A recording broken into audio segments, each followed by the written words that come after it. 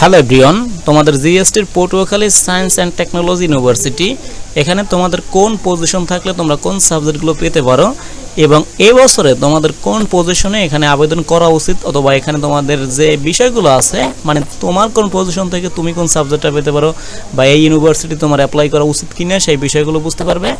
এটা একদম লেটেস্ট, গতবারের লাস্ট পজিশন, বুঝতে পারছো? মানে এটা হচ্ছে ফার্স্ট মেরিট, এখানে যেখান থেকে শুরু হয়েছিল সাবজেক্টগুলো পাওয়া এবং লাস্ট মেরিট সেটা আছে এবং এখানে ফ্যাকাল্টির নামগুলো আছে। আমি এগুলো একটু বলে দিই, তারপর তুমি নিচ থেকে এটা ইজিলি ক্যাচ করতে পারবে।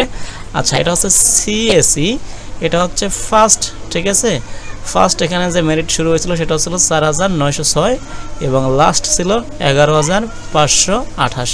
হ্যাঁ, এনএফএস এটা হচ্ছে ৭,৯৩৩ ফার্স্ট মেরিট পজিশন থেকে এবং লাস্ট এখানে ১৬কে মানে ১৬,০০০ প্লাস আর কি।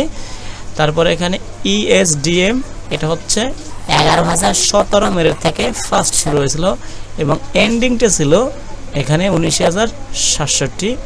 বিজনেস অ্যাডমিনিস্ট্রেশন এখানে তোমার ফার্স্ট মেরিট পজিশন এটা খালি আছে, এখানে হচ্ছে তোমার এই যে এখানে 5 পয়েন্ট মানে ওই যে ৫,৭০০ এরকম আর কি কে আর কি ইউনিট মানে সি ইউনিট। আচ্ছা, তারপর হচ্ছে এলএ এটা হচ্ছে এ ইউনিটের ক্ষেত্রে এটা হচ্ছে এই যে ১৫,৫০০, তারপর এখানে হচ্ছে ২,৫০০, এখানে হচ্ছে ৫,৫০০। হ্যাঁ, এটা হচ্ছে সি, এটা হচ্ছে বি। এই পজিশনগুলো থেকে এখানে গতবার লাস্ট মেরিট থেকে সাবজেক্টগুলো পেয়েছিল। তো এবছর আসন সংখ্যা একটু কমেছে, এটা না আর কি, জিএসটির সকল ইউনিভার্সিটি কিছু হ্রাস পেয়েছে, এই কারণে একটু এর থেকে কম যেতে পারে বা এর আশেপাশে যেতে পারে। তোমরা এটা দেখে তারপর এখানে অ্যাপ্লাই বা যে বিষয়গুলো আছে সেগুলো করবে, এটাই আর কি। Thank you all.